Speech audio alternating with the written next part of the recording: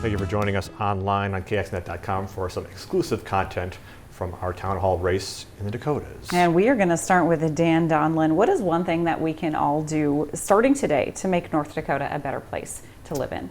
Well, let me start by saying social media is not the training ground for this, obviously, but respect and tolerance.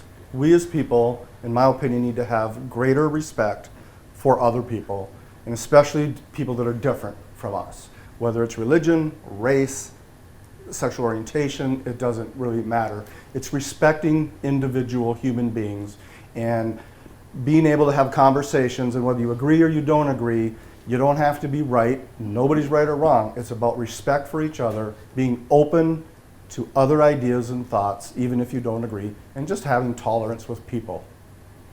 That's good. Gosh, a lot of things come to mind. Being a good relative is something that First Nations Women's Alliance pushes a lot. They have hashtag Be a Good Relative, and that really encompasses a lot. It's similar to being a good neighbor. And having the willingness to learn and to reach out to others who look different from you. So just kind of keeping it simple and being a good relative. How can we be a good person, a better person? By listening more to others, learning, being willing to learn the true history of our land.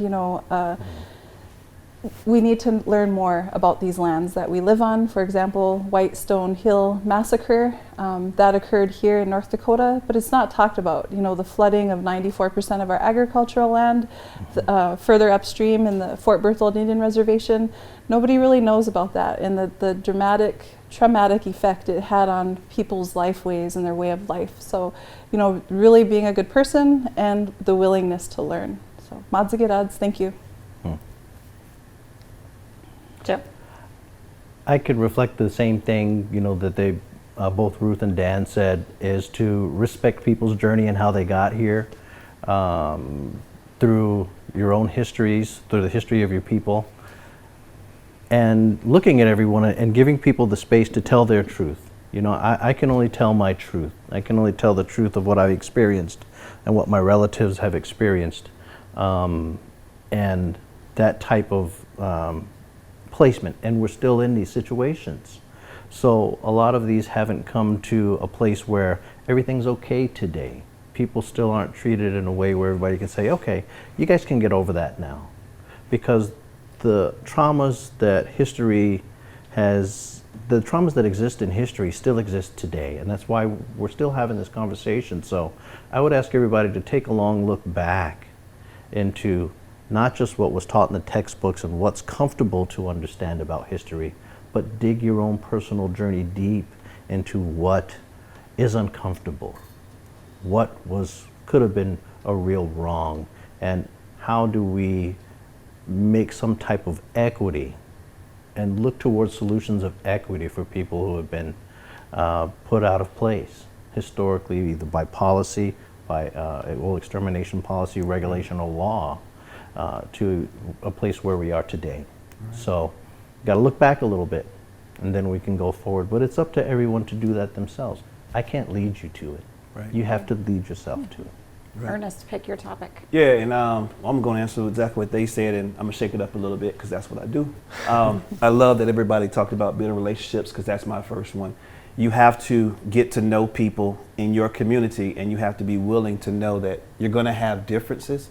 I did a building block exercise in Minot a few months ago with the kids, to where it was called the Wall of Equality. On the very bottom, everybody had a different color building block. That's what they had.